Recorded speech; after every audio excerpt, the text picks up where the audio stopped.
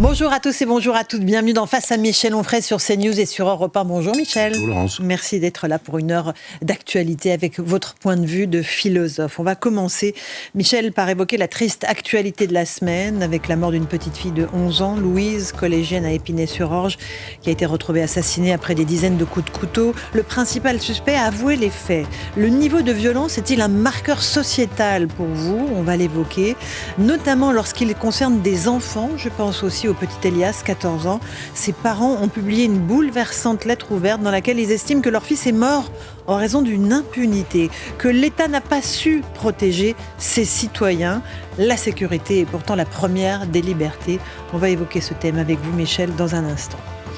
Le grand sommet de l'intelligence artificielle à Paris, à l'initiative d'Emmanuel Macron, avec des investissements privés de l'ordre de 100 milliards d'euros, mais avec un refus cinglant de la part des Américains et des Britanniques de signer pour une IA éthique et inclusive. On va voir avec vous ce que cela recouvre. Et puis vous avez beaucoup apprécié, Michel, la petite vidéo mise en ligne sur les réseaux sociaux par le chef de l'État pour illustrer les dangers de l'intelligence artificielle. J'ai assez hâte de vous entendre à ce sujet. Un petit détour par l'omniprésence justement des écrans pour les enfants. Faut-il interdire, encadrer, favoriser ? Les experts recommandent toujours l'interdiction des écrans avant 3 ans. Qu'est-ce que vous en pensez ? Faut-il apprendre aux enfants à se servir des écrans, notamment à l'école ? Ces enjeux sont mêlés bien sûr à l'irruption de l'IA, l'intelligence artificielle, dans la rédaction des copies. Autre sujet intéressant, cette semaine, le chef de l'État a proposé son vieil ami Richard Ferrand pour devenir le prochain président du Conseil constitutionnel. Faut-il y voir un nouvel avatar de la République des copains ? Tous les présidents de la République ont nommé des proches à ce poste, plutôt que de vrais juristes. C'est ça qui pose question. On verra ce que vous en pensez. On s'interrogera aussi sur la République des juges qui paralyse aujourd'hui, dans certains cas, l'action publique à force de normes et de surnormes. Pourquoi notre droit ne protège plus les Français ? Eh bien justement parce qu'il est surplombé par des instances différentes, Cour de cassation, Conseil d'État, Conseil constitutionnel, Cour européenne des droits de l'homme, Cour de justice de l'Union européenne. Je sais que c'est un de vos thèmes favoris. Et puis un tout petit mot sur les Français qui sont parmi les peuples les plus pessimistes d'Europe. Non pas pour leur sort individuel, Michel, mais pour le sort de leur pays. Pourquoi une telle perte de confiance dans l'avenir de la France ? Qui sont les responsables de cet état d'esprit ? C'est au menu de nos débats aujourd'hui. Ça vous va, Michel ? Parfait. On va commencer par le plus triste, par cette violence de la société qui nous explose au visage chaque semaine. Le principal suspect dans l'enquête sur le meurtre de la petite Louise, 11 ans, à Épinay-sur-Orge, est passé aux aveux. C'est un homme de 23 ans, connu pour des accès de violence. Sa petite sœur avait déposé une main courante contre lui il y a 2 ans. Il aurait, d'après ce qu'il dit en tout cas, assassiné Louise pour se calmer, et je mets des guillemets évidemment, après une partie de jeux vidéo perdue. Écoutons ce que nous a dit le procureur de la République d'Évry, Grégoire Dulin. Il déclarait aux enquêteurs que, très en colère, après une dispute avec un joueur en ligne, il sortait de son domicile, vêtu de sa doudoune noire dans laquelle se trouvait habituellement, selon lui, un couteau de type Opinel. Son intention était de voler ou de racketter une personne pour se calmer. Il rencontrait fortuitement Louise, qu'il ne connaissait pas. Il repérait son portable qu'elle portait autour du cou et décidait de la suivre. Il l'attirait dans le bois des Templiers sous le prétexte d'y avoir perdu un objet. Arrivé dans un coin tranquille, il lui disait qu'il allait fouiller ses affaires pour lui voler de l'argent en la menaçant avec un couteau. Alors qu'il voulait fouiller son sac, elle se mettait à crier. Paniqué par ses cris, il la faisait tomber à terre et lui portait plusieurs coups de couteau. Voilà pour ce que disait le procureur de la République d'Évry, Grégoire Dulin. Quand vous entendez ça, Michel, qu'est-ce qui vous frappe en premier ? D'abord, le procureur ne fait jamais que dire ce qu'a dit le garçon. Bien sûr. Et on découvre le cerveau d'un détraqué. C'est un détraqué. Et les cerveaux, on ne naît pas avec un cerveau de détraqué, on l'acquiert. On est avec un cerveau qui est une espèce de cire vierge sur laquelle on met quelque chose ou on ne met rien. Moi, je suis de la génération où on m'apprenait la morale. Et on me l'apprenait à l'école, avec une institutrice très laïcarde, très de gauche, mais qui écrivait sur le tableau chaque matin une phrase « Tu ne tueras point », par exemple. Quand ça n'était pas mon institutrice, c'était le prêtre du village. Et quand ça n'était pas le prêtre du village, c'était mes parents, qui disaient tous les trois la même chose. C'est-à-dire que tous ces repères se sont effondrés. Tout ça s'est effondré. C'est-à-dire l'instituteur, le prêtre, le père, tout ça a disparu. D'ailleurs, dans la famille, il n'y a plus forcément un père. Si le père est là, on lui dit « Mais de toute façon... C'est jamais que, éventuellement, la cinquième roue du carrosse, parce qu'il n'y a plus d'autorité parentale ou paternelle. Qu'est-ce que c'est que ce truc? Éventuellement, c'est un beau-père. On dit au beau-père, t'es qui, toi, pour me faire la morale, la loi, etc. Donc, il n'y a plus de parole d'autorité qui serait susceptible de dire, tu es un animal, nous sommes des animaux. Darwin nous en a fait la démonstration. Et un animal, c'est un animal de territoire. Ça connaît le sexe, la reproduction, la mort, le combat ou ce genre de choses. Donc on dit tu ne tueras point, c'est aussi vieux que les hommes, la morale de ces hommes-là. Ça a été dit évidemment par le décalogue, par les juifs, puis le christianisme a repris tout ça. Ça ne s'enseigne plus. C'est-à-dire, à une époque, quand vous vouliez remettre de la morale à l'école, on estimait que vous étiez un fasciste, un dangereux réactionnaire, conservateur, etc. Ou etc. Moi, je veux bien qu'on interdise la morale à l'école, mais alors, il y a une autre morale qu'on enseigne. Parce qu'on enseigne le tri sélectif à l'école, parce qu'on enseigne l'amour du lointain, parce qu'on enseigne le respect de la planète, parce qu'on enseigne toutes ces choses-là. Alors, pourquoi est-ce qu'on fait une espèce de morale collective de la gauche culturelle, pour utiliser la belle formule de Jacques Le Goff, de Jean-Pierre Le Goff, pardon, c'est pas le même. Et effectivement, il y a dans le cerveau de ces gamins-là une espèce de pâte à modeler. De bouillie, parce que là, il dit, je voulais voler, racketter pour me calmer. Mais comment on peut arriver à dire ça, en fait? Il a 23 ans, il vit chez papa-maman, il fait un BTS et il passe son temps à faire à être sur les jeux... Mais tous ceux qui font ça ne sont pas des meurtriers en puissance. Il y a un tas de gens qui posent des problèmes parce que leur cerveau n'a pas été fabriqué. Y compris ces jeunes dont on ne parle pas beaucoup. Enfin, tous ces jeunes qui n'arrêtent pas de consommer des pétards, tout ça, c'est très festif, c'est très, etc. Mais c'est extrêmement dangereux pour la santé. On déclenche un nombre incroyable de schizophrénie avec des consommations de hashish assez régulières chez certains. Moi, je connais des 2 amis dont les 2 enfants ont des graves problèmes de santé mentale parce qu'effectivement, ils ont consommé du hashish. Donc, c'est aussi à mettre en relation, c'est-à-dire, 1, pas de morale, et 2, une espèce de sauvagerie primitive du garçon qui dit « mais moi, je n'accepte pas de perdre ». Je vois bien avec mes petits-enfants. Aucune capacité à réfréner sa pulsion de mort, en fait. Oui, mais les parents ont fait quoi dans cette aventure? Moi, je vois bien avec mon petit-fils, tout au départ, quand on a commencé à jouer, il ne voulait pas perdre. Et j'étais obligé de lui expliquer qu'on ne gagnait pas tout le temps. Et j'ai vu d'ailleurs la mauvaise foi chez un enfant, comment ça surgit. Et quand il avait ostensiblement perdu, il disait qu'il avait gagné. Et ça faisait rire un peu autour de lui. Je dis, non, ça ne me fait pas rire du tout. Je vais t'expliquer que gagner, perdre, ça fait partie du jeu. Et qu'en même temps, perdre, c'est pas le bout du monde. Mais si on n'enseigne pas ça, on a une intolérance à la frustration. Et là, il faut que je me venge sur quelqu'un. Comme par hasard, j'ai un couteau dans mon vêtement. Sors. Et comme par hasard, je vais racketter et je vais tuer une petite fille. Voilà. Il se passe des choses dans le cerveau d'un certain nombre de jeunes qui est problématique. Et puis, quand même, pour questionner les parents dont on croit savoir qu'ils font partie de la bourgeoisie. Il y a quelqu'un qui est DRH dans cette aventure. Il y a quelqu'un qui... Ils ont été mis hors de cause pour l'instant. Les parents. Quand vous avez fabriqué ce genre de monstre, vous êtes un peu coupable ou responsable aussi, quoi. On imagine aussi leur détresse, parce que... Oui, mais on n'arrive pas 23 ans dans cet état-là sans que ça se découvre d'un seul coup. Tout le monde dit, d'un seul coup... Bien sûr, il y avait des antécédents, je l'ai dit, sa petite sœur avait déposé une main courante contre lui. Voilà, on fabrique des cerveaux, ou on ne les fabrique pas, on les détruit, on les déconstruit aujourd'hui. On est étonné, parce que j'entends parler parfois sur les plateaux du mal, du diable, etc. Les chrétiens avaient une belle formule, une belle idée, ils ont toujours d'ailleurs, c'est le péché originel.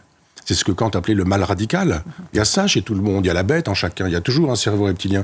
Et si le cerveau reptilien n'est pas retenu par un cortex, c'est-à-dire par des gens qui nous aident, qui nous élèvent au sens étymologique, qui nous prennent là où nous sommes, et qui nous disent non, tu ne le fais pas. Tu as envie de frapper, c'est normal, tu es un animal, mais tu te retiens parce qu'un homme, ça s'empêche. On n'apprend plus à l'homme de s'empêcher aujourd'hui. Écoutons juste encore Thibault de Montbrial, président du Centre de réflexion sur la sécurité intérieure. Lui, il estime que nous vivons une violence endémique. Aujourd'hui, autour d'un établissement scolaire, il y a 3 menaces. La première, c'est la menace du prédateur contre les enfants, qui est une menace séculaire et qui malheureusement a toujours fait partie des sociétés humaines, mais c'est pas pour ça, évidemment, qu'il ne faut pas tout faire policièrement et judiciairement pour la minimiser. La deuxième, c'est la menace terroriste, qui a fait une entrée brutale dans la France contemporaine depuis une dizaine d'années. Et puis la troisième, c'est sans doute la plus terrible en termes sociétal, c'est que désormais, il y a une violence des jeunes et des mineurs absolument terrifiante, avec une banalisation absolue d'un passage à l'acte avec des armes blanches, d'homicides, de tentatives d'homicide, de lynchage. Voilà pour Thibault de Montbrial. Est-ce que cette violence des mineurs est un marqueur sociétal pour vous, Michel Onfray ? Oui, parce que c'est ce que je viens de dire, c'est-à-dire que quand on n'éduque pas ces enfants-là, ils ne connaissent que la loi de la jungle. Semble-t-il, ce garçon, il avait l'air d'être obsédé par la racaille. Il voulait être racaille. C'était un fils de petit bourgeois, mais en même temps, il voulait passer pour une racaille. Vous imitez ce que vous entendez, ce que vous regardez, ce que vous voyez, puis à la télévision, on vous fait savoir que vous avez donné un coup de couteau, mais que globalement, vous allez avoir un rappel à la loi, qu'éventuellement, on va vous demander de repeindre les murs de la mairie, que vous allez faire un stage de citoyenneté. Vous dites, finalement, c'est pas grand-chose. On a le droit de faire ce genre de choses. Mais il faut le faire, ce geste quand même qui consiste à rentrer une lame et puis à ne pas faire qu'un seul coup de couteau. C'est-à-dire, il y a des images parfois sur le net sur des criminels de ce type-là. Alors évidemment, sur certains sites, mais pas d'autres, parce qu'il ne faut pas montrer ce genre de choses. Mais même les animaux ne font pas ça. Quand on voit des gens s'acharner comme ça, on se dit, mais quel type de cerveau on a bien pu fabriquer. On est sur CNews et sur Europe 1 avec vous, Michel Onfray. Je pense aussi au meurtre du jeune Elias, qui a été assassiné le 24 janvier dernier par 2 délinquants récidivistes mineurs. Ses parents ont écrit une lettre bouleversante cette semaine. Ils disent Elias est mort en raison d'une impunité dans laquelle se sont sentis 2 mineurs malgré une prise en charge éducative et pénale. La mort de notre fils démontre que l'État n'a pas su protéger ses citoyens. C'est le sentiment, encore une fois, qu'ont de très très nombreux Français. C'est que l'État ne protège plus ses citoyens. On ne peut pas demander à l'État non plus de faire tout et de dire l'État ne peut pas tout. Non. Vous pouvez pas. C'est-à-dire, il y a des parents qui n'ont pas fait le boulot. Et puis, il y a aussi une éducation nationale qui, depuis 50 ans, ne fait plus le boulot. Oui, mais là, en l'occurrence, c'était 2 délinquants mineurs récidivistes. Oui, mais là, qu'est-ce qu'on fait avec ça? Qui ont attaqué un jeune à coups de machette. Oui, mais qu'est-ce qu'on a comme réponse judiciaire à faire, là? Je vous disais tout à l'heure, vous avez des gens qui disent, c'est des adolescents, ils sont un peu paumés, il faut les aider, et puis toujours cette espèce de jurisprudence de gauche qui consiste à dire, occupons-nous d'abord des bourreaux, les victimes, ça compte pour 0, quoi. Il va falloir qu'on s'occupe de ces enfants, mais qu'est-ce qu'on fait des parents qui, eux, ont perdu leurs enfants, des parents, des amis, des chéris, de tous ceux qu'on laisse veufs ou dans la douleur et de la souffrance jusqu'à la fin de leur existence, quoi. Cela n'existe pas. Donc il y aurait une inversion à faire des choses, une inversion des valeurs en disant mais il faut se soucier quand même aujourd'hui des victimes, de ceux qui se prennent des coups et pas de ceux qui en donnent. Et quand on nous dit aujourd'hui mais il faut, on est en train de dire on va faire une intelligence artificielle qui va être planétaire, mais on est incapable de faire une prison en moins de 7 années. Vous vous rendez compte ? Minimum. Oui, c'est ce qu'on m'a dit l'autre jour. 7 ans pour faire une prison. Vous dites, c'est pas compliqué. Si vous demandez à des privés, vous dites, vous allez privatiser la prison en disant, évidemment, on fait pas n'importe quoi, n'importe comment et avec n'importe qui, mais on va pas mettre 7 ans à fabriquer des prisons. Mais simplement, il y a une volonté politique pour ça. Il n'y a pas de volonté politique. Et j'y reviens, il n'y a pas de volonté politique parce que ça n'est pas une priorité de l'Europe. C'est-à-dire l'Europe de Maastricht, elle nous dit laissez rentrer tout le monde, il faut que tout le monde puisse venir, etc. Et puis après, il y a des conséquences. Vous pouvez pas arriver de votre village. Je suis en train de lire le trajet d'un garçon là qui a quitté le Mali et qui est arrivé à Caen. Quand vous avez traversé tout ce que vous avez traversé, puis vous dites vous arrivez là et puis vous faites quoi? Alors pour certains, là c'est pas le cas, moi ils parlent français, mais je veux dire ceux qui ne parlent pas le français, ceux qui n'ont pas de travail, qu'est-ce que vous faites quand vous arrivez dans la ville de Caen? Évidemment, vous allez faire de la délinquance, vous allez être délinquant. Il faut vivre au quotidien. Vous avez besoin d'aller aux toilettes dans un café, il faut rentrer dans un café, il faut acheter un Perrier il faut de l'argent. Et il faut de l'argent partout, tout le temps, en permanence. Il faut vous loger. Vous pouvez aussi travailler. Pardon ? Vous pouvez aussi travailler. Mais pas quand vous êtes dans l'illégalité. Si vous êtes sans papier et que vous cherchez du travail, normalement, vous ne devriez pas en trouver. Donc tout s'explique. Il y a toujours des causalités. Et les causalités, si vraiment on veut y toucher, on peut y toucher. Or, on ne veut pas. Il n'y a pas de volonté vraiment de toucher. Parce qu'en gros, celui qui dit tout haut ce que Macron pense tout bas, c'est Mélenchon. La créolisation, c'est le projet de l'Europe maastrichtienne. Lui, il le dit avec sa gouaille, il dit maintenant la France, on la met à la poubelle, c'est une vieille France, c'est une France rance, j'entends aussi les socialistes qui continuent avec cette idée de France rance, mais quelle platitude intellectuelle, quelle bêtise intellectuelle que de reprendre la France moisie, la France rance, enfin les expressions de Solers, qui d'ailleurs disait que la France était moisie parce qu'elle n'aimait pas les bons auteurs, elle n'aimait pas par exemple Céline. Ah oui, Céline qui écrit Bagatelle pour un massacre, l'école des cadavres, il aurait fallu aimer les pamphlets antisémites pour pouvoir ne pas faire partie de la France-rance. Il faut aussi se renseigner sur la façon qu'avait soit Solers de penser, soit tous ces gens qui aujourd'hui retrouvent du rance et du nauséabond partout. J'ai vu l'autre jour Olivier Faure. Ça pue tout le temps pour ces gens-là. C'est quand même incroyable, cette façon de renifler les gens. On leur demande pas d'avoir le rhinencéphale, c'est un truc d'animal, ça. Il y a un cerveau, monsieur Olivier Faure, plutôt que de voir des trucs qui puent partout comme ça en permanence. Donc tout ça est problématique. Voilà pour Michel Onfray qui a expédié les affaires courantes de Monsieur Olivier Faure. Oui. Michel, on a parlé de cette violence endémique de la société.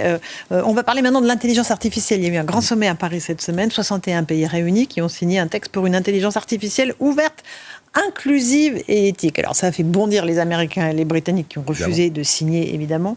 Ils dénoncent surtout les excès de la régulation que veulent mettre en place les autres pays. On va écouter le vice-président américain, J.D. Vance, qui a douché les espoirs d'Ursula von der Leyen, votre amie favorite, et d'Emmanuel Macron en refusant de signer le texte. Nous sommes fermement convaincus que l'IA doit rester libre de tout parti pris idéologique et que l'IA américaine ne sera pas détournée pour servir d'outil de censure autoritaire. Cette administration veillera à ce que la technologie américaine d'intelligence artificielle continue d'être la référence mondiale et à ce que nous soyons le partenaire de choix pour les autres pays et certainement pour les entreprises à mesure qu'ils étendent leur propre utilisation de l'intelligence artificielle. Michel Onfray, c'est très intéressant ce que dit J.D. Vance. Il dit attention à la régulation parce que ça revient en fait à la censure. Oui. Vous êtes d'accord avec ça ? Mais bien sûr. Mais en même temps, ils sont tous rigolos là, mais ils sont tous des censeurs. Oui, bien sûr. C'est pas nous, on n'est pas des censeurs, c'est vous qui êtes des censeurs. Non, ils sont tous des censeurs. Parce que là, je vois une espèce de promotion de l'intelligence artificielle. C'est tellement formidable, c'est tellement fantastique. On a le président de la République, vous m'avez dit qu'on allait en parler. On va en parler juste après. Tout à l'heure, bon, qui nous fait l'éloge de l'intelligence artificielle et dans quel terme, hélas, comme si son intelligence naturelle ne suffisait pas.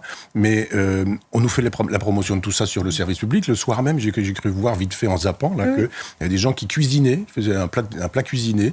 Alors un le faisait avec l'intelligence artificielle et l'autre le faisait avec son intelligence naturelle. Sous-entendu, la recette de grand-mère, je fais ceci, je fais cela, etc. Là, j'ai 5 produits, qu'est-ce que je peux faire ? Et l'intelligence artificielle disait tu peux faire une salade de tomates. Bah oui, il y avait des tomates et puis il y avait du sel, il y avait du poivre. On avait besoin d'une intelligence pour ça. Mais ce qui se joue, et je l'ai dit, je l'ai écrit dans un livre qui s'appelle Le fétiche et la marchandise il y a plusieurs années. Je disais mais il y a un cheval de Troie qui arrive. Et on vous dit, mais c'est formidable l'intelligence artificielle. Avec les progrès de la santé, vous nous l'avez dit souvent. Voilà. C'est le traitement du cancer. Oui, le truc catholique. C'est-à-dire, on va faire voir les aveugles, on va faire marcher les paralytiques, on va faire penser les crétins. Alors là, il y a du boulot. Et etc., etc. Et on vous dit, mais vous seriez contre ça ? On a vu des exosquelettes, on a vu des gens tétraplégiques qui marchaient, etc. Et ça, c'est merveilleux, on est d'accord. Évidemment. Okay. On vous dit, voilà, cancer du sein, vous avez la possibilité de regarder les radios avec un toubib qui va dire, bah ouais, moi j'ai 40 ans d'expérience, je vous dis que, etc. Et puis l'intelligence artificielle vous dit, moi je fais le tour de la planète et toutes les images qui existent et qui sont en stock, je les compare et voilà le type de cancer, voilà le type de soins, ça n'a pas marché. Évidemment, tout ça c'est formidable. Simplement, ce qu'on oublie, c'est que cette intelligence artificielle, c'est pas très bien ou pas bien. Il y a toujours une façon française de voir les choses comme ça, très guerre de religion. Non, c'est comme un couteau. On peut tuer des gens avec un couteau, on peut peler une pomme. Donc avec l'intelligence artificielle, on peut faire des choses extraordinaires, mais on peut faire des choses catastrophiques quand on rentre ça dans l'école et que des gamins nous disent qu'ils font leur dissertation avec l'intelligence artificielle. Parce que qu'est-ce qu'elle fait ? Il y a 80% des copies aujourd'hui qui sont issues de l'IA. Voilà. Et les profs passent leur temps à essayer de vérifier si l'élève connaît bien les mots qu'il a écrits dans sa dissertation qui a été rédigée par une intelligence artificielle. Mais mes amis éditeurs me le disent qu'ils ont ce genre de problème avec les auteurs. Pareil. Les bouquins sont faits exactement de la même manière. Donc aujourd'hui, comment est-ce que vous faites ? Alors vous avez des logiciels qui permettent de savoir si ça a été fait avec de l'intelligence artificielle, mais si ça a été fait avec de l'intelligence artificielle, on a des gens qui nous disent oui, mais alors c'est quoi le problème ? C'est juste une technique, c'est comme passer au stylo bille ou passer à l'ordinateur. Non, c'est pas juste une technique, c'est un changement de cerveau. On en parlait tout à l'heure du cerveau, mais c'est-à-dire qu'aujourd'hui, quand vous allez solliciter l'intelligence artificielle, vous allez solliciter des datas. Mais pas de solidité et d'intelligence. Mais alors, qu'est-ce qu'on fait, Michel ? C'est là, elle est là, l'intelligence. Oui. Les gamins y ont accès. Qu'est-ce qu'on fait ? On leur apprend à s'en servir intelligemment, pour le coup ? Non. On ne peut pas leur interdire. Si. Non. Ça dépend comment. Si c'est à l'école, si, on peut. Et puis si on est des parents, on peut le faire aussi. Quand on a des enfants, je me parlais de mes petits-enfants, mais je veux dire que les petits-enfants, ils ne vont pas avoir de téléphone portable avant un certain âge. Il y a autre chose à faire. En revanche, le livre... c'est là. Le livre à l'école. Pourquoi est-ce qu'on veut absolument éduquer ? Parce qu'à une époque, c'était Madame Vallaud-Belkacem qui voulait qu'on enseigne la programmation dans les écoles. Elle n'a pas besoin d'abord... Le codage, Oui, le codage, voilà. Je dis bien qu'on apprenne déjà à lire, à écrire, à compter, à penser. Mon vieux père, qui n'est plus là, quand il a quitté l'école à 13 ans, il savait lire, écrire, compter et penser. Il ne faisait pas de faute quand il faisait une lettre et qu'il était capable de s'exprimer. Mais ce n'est plus le cas aujourd'hui, Michel. Oui, mais aujourd'hui, les gamins, ils font ChatGPT et leur dissertation sort toute faite. Pourquoi il faut interdire ça ? En disant, chez vous, si les parents veulent, vous-même, si vous en avez l'intention, mais pas dans l'école. À l'école, vous allez apprendre à respecter le livre, l'écriture à la main. Vous avez aujourd'hui, dans certains États des États-Unis, des endroits où on n'apprend plus à écrire à la main. Je vous dis, ça n'est plus nécessaire. Donc, il faut aujourd'hui apprendre au clavier directement. J'entends ce que vous dites, mais aujourd'hui, vous êtes confrontés à ça. Donc, pourquoi ne pas leur apprendre à se servir de cette base de données gigantesque qu'ils nous ont à leur disposition, mais en leur permettant d'écrire, de rédiger, de penser eux-mêmes, par parce eux-mêmes. Que ce sont des crétineries que vous proposez aux enfants. C'est-à-dire que quand vous avez une bibliothèque, vous avez la possibilité d'accéder à un savoir qui a été contrôlé jadis par des éditeurs. Des éditeurs qui faisaient un vrai travail d'éditeur, ils acceptaient un livre parce qu'ils l'avaient lu, ils disaient on prend pas. Ils reçoivent ça et puis ils publient ça. Sauf que quand c'est publié, moins maintenant, parce qu'ils publient du papier. Je veux dire, moi j'ai connu des grands éditeurs à une époque qui, eux, lisaient, disaient oui, et puis voilà. Aujourd'hui, c'est plus du tout le cas. Donc, quand vous allez solliciter Internet, n'importe quoi sur Wikipédia, mais vraiment n'importe quoi. Wikipédia. Eh ben oui, mais donc, c'est ça qui va remplacer l'intelligence. On dit, mais allez chercher sur l'ordinateur, c'est tellement moderne. Mais non, allez chercher dans une encyclopédie. Mais qui a accès aujourd'hui à une encyclopédie, Michel? Ah ben oui, ben bien sûr. Où sont-elles? Eh ben, il y en avait. Dans quelques bibliothèques et encore. Eh oui, je sais bien. Aujourd'hui, ce qui est accessible au plus grand nombre, c'est Internet. C'est pour ça que je pense que les parents, ils peuvent de temps en temps, ou alors acheter des encyclopédies sur le net qui ne soient pas Wikipédia. Vous pouvez acheter des encyclopédies Universalis, par exemple, qui vous permettront, pour le coup, chez vous, de disposer d'un fonds de livres qui sont sur votre ordinateur.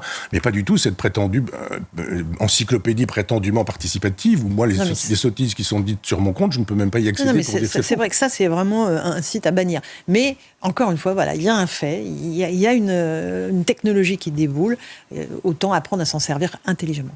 Ça, c'est ma théorie. Mais c'est pas le rôle de l'école. C'est pas le rôle de l'école, peut-être.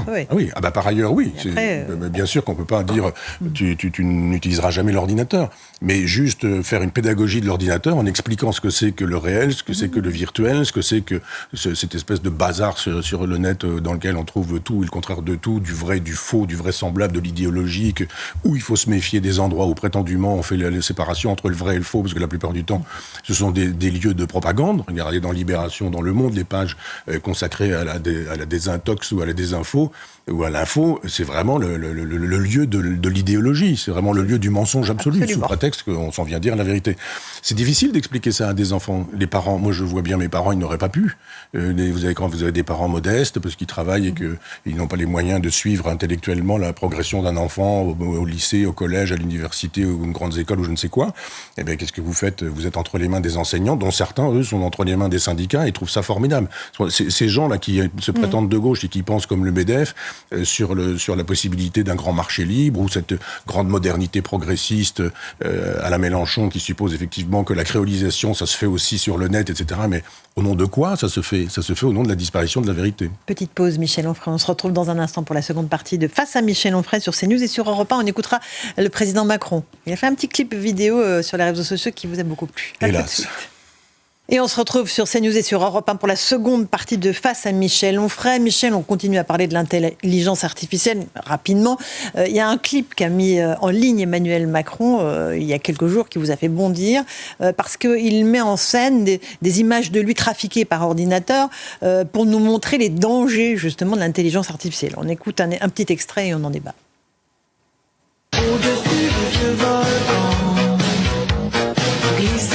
Moi, je fais cette petite vidéo pour essayer de vous remonter le moral. C'est quand même une dinguerie, tu vois. Mon Dieu. Prends ensuite tous les cheveux qui restent sur le côté droit. La techno a une culture à part entière. On est attaché à la bagnole. On aime la bagnole. Et moi, je l'adore. Et tu voudrais qu'elle soit ta reine ce soir. De luxe, n'hésite pas à t'abonner pour plus de vidéos. Bisous, mes petits loups. Bien joué. C'est assez bien fait, ça m'a plutôt fait rire. Mais plus sérieusement, avec l'intelligence artificielle, on peut faire de très grandes choses. Changer la santé, l'énergie, la vie dans notre société. Et donc la France et l'Europe doivent être au cœur de cette révolution pour saisir toutes leurs chances et pour pousser aussi les principes qui sont les nôtres, ceux en quoi nous croyons. C'est le but de ce sommet pour l'action sur l'intelligence artificielle. C'est dès demain à Paris. Alors je compte sur vous. Ok, là c'est bien moi. Voilà pour cette vidéo, ce petit clip qui a été mis sur les réseaux sociaux, justement pour démontrer les dangers de l'intelligence artificielle. Je vois à votre tête, et je le dis pour nos auditeurs, que cela ne vous convainc pas, Michel. Ça me convainc surtout que c'est un petit garçon, quoi. C'est narcissique, et si on parle de moi, c'est formidable, quoi. C'est tout. Voilà. C'est même si on parle de moi quand je suis déguisé en femme, même si je me fais des couettes, même si je suis peroxydé, même si je suis travesti en je sais pas quoi, en drag queen ou j'en sais rien. Enfin, je m'aime tellement que tout me. Ça n'a pas de vertu pédagogique pour vous. Qu'il fasse un peu usage de son intelligence naturelle, on verra quelles sont ses limites. Pour le coup, je pense que d'ailleurs on les voit déjà assez. Et puis qu'il fasse une démonstration verbalement du danger. Et puis on n'a pas besoin ou qu'il le fasse avec autre chose, mais et qu'il passe commande de quelque chose à ses équipes, je sais pas, mais pas lui mis en scène. Voilà, encore pas la mise en scène de sa propre personne. C'est toujours lui, okay. quoi. C'est son narcissisme en permanence, cette façon de dégrader la fonction en permanence, quoi. Il n'a pas compris, il n'a rien compris à la fonction. Il ne sait pas ce que c'est que le peuple souverain. Il ne sait pas que son pouvoir, il le doit pas à son génie, à sa beauté, à ses couettes ou à ses cheveux peroxydés, qu'il doit sa souveraineté au vote populaire. Donc que finalement ça donne des devoirs et pas des droits. Ça donne pas les droits de s'habiller en femme et de se dire je trouve ça assez drôle. Ça donne le devoir de dire c'est pas lui qui s'habille en femme. Non mais d'accord. Qu'il laisse faire ça, qu'il laisse les autres faire ça, mais qu'il aille lui-même chercher. Personne ne serait allé voir ça sinon. Toute la France le voit là. Toute la France le voit. C'est le chef de l'État lui-même qui dit vous avez vu comme je suis belle avec mes couettes. Et justement, en temps normal, vous savez, j'en porte pas de couettes. Donc c'est dangereux l'intelligence artificielle. Ben oui, on s'en doute bien, mais c'est dangereux non pas parce que on le voit avec des couettes, parce que point de suspension. Mais ce qui est dangereux, c'est justement que ça fabrique le cerveau des enfants dont nous parlions tout à l'heure. C'est ça qui est problématique. Mais ça, alors, oui, bien sûr, on peut dire la santé, le ceci, le cela, la recherche, les médicaments. Oui, c'est ça. Mais c'est aussi beaucoup de sottises. Dès que vous disposez d'un téléphone portable et que vous avez une application d'intelligence artificielle, vous pouvez tout faire et le contraire de tout. Vous pouvez tout inventer. Aujourd'hui, tout le monde est journaliste. Vous pouvez fabriquer un faux. Hélas. Oui, vous n'avez même pas besoin de... Tout le monde est écrivain aussi. Ben oui, et tout le monde est penseur, tout le monde est journaliste, et des gens qui font des papiers, moi j'en connais, des gens qui publient des livres et qui ne les ont pas écrits, mais qui pour le coup se mettent à faire fonctionner l'intelligence artificielle là-dessus. Et qu'est-ce que vous voulez ? C'est une espèce d'imposture généralisée, et elle est bénie par ce monsieur qui nous dit c'est formidable, c'est bien fait, ça me fait rire, c'est assez drôle. Non, c'est pas drôle du tout. Et puis cette magnifique journaliste indienne qui a le front de lui dire non, c'est pas drôle. C'est pas drôle. Heureusement qu'elle était là, cette dame. Heureusement qu'elle était là. Vous avez d'ailleurs, vous nous avez amené un petit dessin de votre ami Chonu. Je vais le décrire pour nos auditeurs.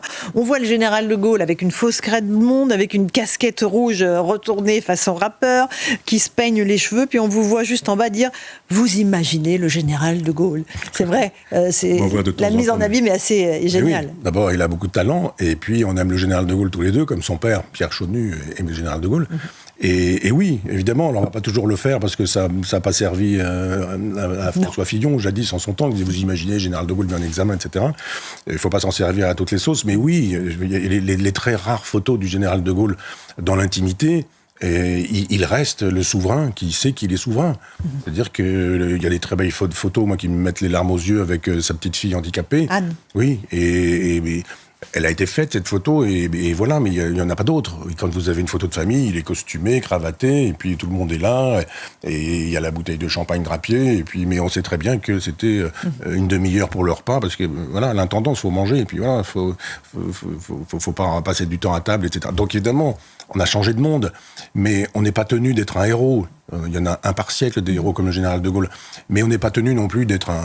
Alors voilà, on a compris l'allusion que vous alliez faire. Alors d'accord, je retiens mon mot. On va avancer, Michel. Autre thème, mais qui est lié à Emmanuel Macron, c'est sa proposition de nommer Richard Ferrand, un de ses plus proches amis, pour la présidence du Conseil constitutionnel. Compagnon de route de la première heure d'Emmanuel Macron. Il y a eu beaucoup de polémiques sur le fait que voilà, on nomme encore un copain plutôt qu'un juriste. Bon, il est titulaire d'un doc de droit, c'est tout à fait honorable, mais est-ce que ça suffit en matière de compétences ? On va juste écouter Marine Le Pen qui dit que c'est une erreur, que l'instance du Conseil constitutionnel devrait être un vrai cénacle juridique. Je n'approuve pas la dérive qui consiste à systématiquement nommer des politiques au Conseil constitutionnel. Voilà.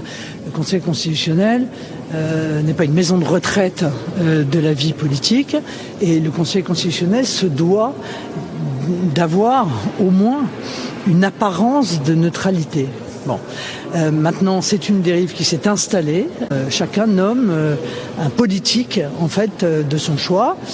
C'est le choix d'Emmanuel Macron, c'est le choix de la présidente de l'Assemblée nationale, c'est le choix du président du Sénat. Donc on a aujourd'hui un cénacle qui va être exclusivement politique, alors que c'est un cénacle qui est censé être un cénacle juridique. Voilà pour Marine Le Pen. Michel Onfray, il y a une dérive de ces instances qui surplombent notre droit, Conseil d'État, Conseil constitutionnel, Cour de cassation, puis après on parlera de celles qui sont supranationales. Oui, retour au général de Gaulle, c'est le vrai Conseil constitutionnel, ça s'appelle le Congrès. C'est l'Assemblée nationale et c'est le Sénat. C'est-à-dire que c'est une espèce d'état de droit du genre, il y a un texte de loi et puis on n'y touche pas. Mais heureusement qu'on touche au texte de loi. Il y a une époque, les femmes qui faisaient des avorteuses, comme on disait, les faiseuses d'anges, on leur coupait la tête. Et aujourd'hui, on les rembourse par la sécurité sociale, avec la sécurité sociale. Donc, heureusement que les lois changent. Il y a une époque où on décapitait les gens, et aujourd'hui, la peine de mort est abolie. Donc, la loi, c'est le peuple. C'est le peuple qui fait la loi. La Constitution, c'est le peuple qui fait la Constitution. Donc, aujourd'hui, on fait l'économie du peuple. Nous ne sommes plus en démocratie depuis 2005. Depuis 2005, où le référendum qui a été proposé aux Français sur le traité constitutionnel a été sanctionné. Les Français ont dit « nous n'en voulons pas ». Et en 2008, on leur a dit « vous l'aurez tout de même ». Le Conseil constitutionnel, il n'a pas estimé que c'était anticonstitutionnel de dire qu'on jetait à la poubelle le résultat d'un référendum pour le faire accepter par les congressistes, enfin les députés, les sénateurs. Ça, c'était pas anticonstitutionnel. Donc c'est un organe politique, le Conseil constitutionnel. Bien sûr que c'est un organe. Ça n'est qu'un organe politique. C'est exactement la même chose en 1992 au moment du traité de Maastricht. On détruit la souveraineté nationale. La Constitution, ça gêne personne à l'état de droit. La France est souveraine, et là, d'un seul coup, avec Maastricht, on dit non, elle n'est pas souveraine, elle est secondairement souveraine. La souveraineté, c'est d'abord l'Europe supranationale. C'était pas anticonstitutionnel, ça ? Ah bah non, c'était pas anticonstitutionnel du tout. En revanche, tout ce qui n'est pas progressiste, mettons ça entre guillemets, c'est-à-dire tout ce qui n'est pas wokiste, tout ce qui n'est pas déconstructionniste, etc., alors là, ça passe par les fouches-coudines de tous ces gens-là, 16 000 € par mois, qui nous disent « Ah, mais c'est pas constitutionnel ». Évidemment, avec un doc de droit, pouvait être compétent. Moi, je n'irais pas chez un médecin qui aurait un doc de médecine. Hein. Je ne me ferais pas opérer par un chirurgien qui aurait juste fait 2 années de chirurgie. Si je devais avoir une tumeur au cerveau, je demanderais qu'il ait fait au moins des études jusqu'au bout. Donc c'est le peuple qui devrait être le Conseil constitutionnel. Et on voit aujourd'hui que l'économie du peuple, elle est totale. À chaque fois que Macron perd une élection, qu'est-ce qu'il fait ? Il dit qu'il a gagné. À chaque fois qu'il perd une législative, il dit je vais nommer des gens qui sont de mon bord. Et on a bien vu, il nomme une fois Barnier, il nomme une fois Bayrou, c'est-à-dire très exactement le contraire de ce que les gens ont voulu. Ils n'ont pas voulu de ça. Ils ont voulu soit Marine Le Pen, soit Jean-Luc Mélenchon, mais sûrement pas ces gens-là. Donc oui, il y a plein d'instances aujourd'hui qui interdisent la démocratie. Puis je ne parle pas des médias du système qui justement fabriquent l'idéologie, fabriquent influencent les élections. Alors on dit oh là là, mais on ne les connaît que trop bien. Mais oui. En Roumanie, vous vous rendez compte, les Russes, ils sont intervenus, etc. Mais dans les élections françaises, vous n'avez pas l'impression qu'il y ait d'autres pays ou d'autres individus qui interviennent pour faire une propagande massive. Donc on fait l'économie du peuple depuis 2008. Et ces instances sont présentées comme des instances qui peuvent fabriquer la démocratie. Et là, on ne parle que des instances nationales. Parlons de la Cour européenne des droits de l'homme, la Cour de justice européenne, qui, pareil, sont, en fait, ont assis une primauté de leurs droits sur le droit national. Oui, bien sûr. Et là, il faut des gens dociles et soumis pour ça. Alors évidemment, un sous-doué du droit, là, mais en même temps, ce monsieur, quand même, il faut lire Le Canard enchaîné, les archives que le Canard lui a consacrées, mais il y a eu des problèmes avec la Mutuelle de Bretagne. Comme par hasard, il y avait une... L'affaire a été prescrite. Eh oui, elle a été prescrite, mais la prescription, d'accord, ça fait que c'était prescrit, mais ça ne veut pas dire forcément que sur le terrain de la morale, voilà. Et comme par hasard, il y avait une dame dans cette aventure, là, qui s'est trouvée promue, elle aussi, au Conseil constitutionnel. Elle a été nommée par qui ? Par Richard Ferrand, qui à l'époque était président de l'Assemblée nationale. Étonnant quand même tout ça. Hein. Donc il n'y a pas beaucoup de morale. C'est normal, M. Acquette, là, quand il a nommé son copain, il n'a pas forcément envie d'avoir un juriste constitutionnel qui aurait fait une thèse sur les racines du juste naturalisme français dans la Constitution de la République française. C'est pas ça le souci de ces gens-là. C'est justement de régler le problème de Marine Le Pen. C'est ça le problème. C'est qu'est-ce qu'on va faire de cette femme si vraiment le peuple veut vraiment voter pour elle. Il faut encore qu'on ne puisse pas faire de telle sorte que ça ait lieu. Je rappelle qu'à l'époque de François Hollande, Manuel Valls avait fait savoir qu'ils s'étaient rencontrés tous les deux pour voir comment annuler une élection dans laquelle Marine Le Pen aurait été élue. Bonjour les démocrates. Bonjour, démocrate. Manuel Valls, on voit où il est. Tous ces socialistes, parce qu'ils sont socialistes quand même, tous ces gens-là, Ferrand, etc., et Borne et quelques autres, ils sont tous là en train de se dire comment est-ce qu'on peut faire si jamais les gens finissent par voter pour elle pour qu'elle ne soit pas élue. Alors d'abord, on commence par le fait qu'elle ne soit pas éligible. Comme ça, c'est formidable. On dit, elle n'est pas candidate et risque pas d'être élue. Puis après, si elle est élue, on va trouver un truc. Et puis je rappelle quand même que M. Ferrand, il a quand même pas mal de choses à son actif, y compris celle d'avoir dit que ce serait bien que Emmanuel Macron fasse un troisième mandat. Il avait proposé étonnant, cette réforme constitutionnelle. Alors, on peut très bien imaginer que des gens laissent faire un peu le bazar et qu'on puisse dire, mais il y a un article 11 qui nous permet de dire, mais la France est en danger, ce serait bien que peut-être pour éviter le fascisme, nous puissions annuler le résultat d'élection et permettre peut-être à Emmanuel Macron, parce que là, c'est un cas constitutionnel. Je vois bien tout ça, gros comme une maison. Et exactement comme l'intelligence artificielle, qui est une invitation à faire l'économie totale de son cerveau, là, vous avez une façon de faire l'économie totale du peuple. Et tout ça se fait sans problème, sans difficulté. On est face à Michel Onfray sur CNews et sur Europe 1. Un tout petit mot du président Trump, parce qu'on regarde beaucoup ce qui passe aux États-Unis, Michel. Il multiplie les déclarations choc. Il met en scène, évidemment, sa volonté de couper dans les dépenses publiques fédérales. On va juste écouter Elon Musk, qui est celui qui est chargé dans le gouvernement de Trump de faire ses coupes claires. Écoutez comment il justifie son action. Réduire les dépenses fédérales n'est pas une option, c'est essentiel. Il est essentiel que l'Amérique reste un pays solvable et il est essentiel que l'Amérique ait les ressources nécessaires pour fournir des choses à ses citoyens et non pas pour uniquement rembourser de gros montants de dettes. Qu'est-ce qui vous frappe quand on entend Elon Musk qui dit voilà, il faut que l'Amérique soit solvable, tout doit être chiffré, il faut du protectionnisme au fond, parce que c'est ça qu'est en train d'installer Donald Trump, Michel. Ce qui m'étonne, ce sont d'abord les images. C'est un chef de l'État qui est assis et qui ne dit rien, et l'autre avec sa casquette, là, et son fiston qui touche à tout, bouton nucléaire, et je trouve ça assez sidérant. Assez dérangeant. Oui, c'est très dérangeant, d'une part. D'autre part, moi j'ai beaucoup lu sur Musk, ses gestions ne sont pas terribles à lui, comme chef d'entreprise. Il est génial, il invente des trucs, il a des projets civilisationnels, des projets de société, ça c'est certain. Mais sur le reste, il est quand même très aidé par l'État. Très aidé par l'État. C'est-à-dire que il a carrément remplacé la NASA ou presque, oui. Voilà. Donc, vous dites, les libertariens, dans ces cas-là, ça va, quoi. Les libertariens qui nous disent, laissez faire le marché, plus besoin de fonctionnaires, etc., etc. On dit, oui, d'accord, très bien, mais commence par toi. C'est-à-dire que tu n'es pas capable, toi-même, pour faire d'envoyer tes fusées dans l'espace, il faut que tu travailles avec la NASA, c'est-à-dire avec l'État. Donc, on ne fait pas plus coopératif avec l'État. Donc, ce discours des libertariens, il est fort sympathique sur le papier, mais dans la réalité, il est extrêmement brutal pour les gens simples et les gens modestes qui ont besoin qu'on les protège. Le protectionnisme, c'est pas juste de dire... C'est un repli sur soi, le protectionnisme, évidemment. Ou pas. Parce que le général de Gaulle était pour une économie libérale, mais il assimilait le protectionnisme à un repli sur soi mortifère et défaitiste. Ça dépend de la configuration. Je ne sais pas dans quelles circonstances il dit ça, le général de Gaulle, mais lui, il faisait passer la France d'abord. Et l'économie après. Alors ça ne veut pas dire que l'économie, pour autant, il estimait que c'était rien. Il y avait Jacques Rueff qui a fait des plans extraordinaires et qui lui ont permis d'obtenir ce qu'il voulait. Il disait, c'est de l'intendance, vous me faites ça. Et puis l'économiste, il faisait le boulot. Mais un libéral, pour moi, c'est quelqu'un qui pense que le marché doit faire la loi. Je ne suis pas libéral. Je ne pense pas qu'à l'hôpital, le marché doit faire la loi. Que dans le renseignement, l'argent doit faire la loi. Que à l'école, le marché doit faire la loi. C'est pas possible. C'est la France qui doit faire la loi. C'est la santé publique dans les hôpitaux, c'est l'instruction publique dans les écoles, et c'est pas de dire, on a fait du business ou des économies. Donc, des économies, on peut en faire, mais c'est très facile. Moi, je suis pas très doué, mais vous avez une colonne de recettes, une colonne de dépenses, et il y a plein de dépenses. Quand vous êtes vous-même chef de famille et que vous gérez le problème de la maison, vous dites, ça non, etc. D'abord, toutes les aides qu'on donne à des pays qui n'en ont pas besoin. On commence à dire, là, on va pouvoir taper sur ce terrain-là. Donc, le problème, c'est pas taxer. La gauche, c'est on taxe, encore un nouvel impôt. Et puis voilà. Et puis la droite qui dit, non, libéralisons le tout, puis supprimons les... Non, il y a un moment donné, on se dit, il y a des dépenses, ces dépenses-là, on ne les fait plus. Eux, ils sont à la tronçonneuse, ils sont comme Milei. Milei, l'Argentin. Ouais. Oui, vous allez faire comment si vous avez des enfants à envoyer à l'école, si vous avez un mari ou une femme avec un cancer, si vous avez des grands-parents qu'il va falloir aider, etc. Tant pis.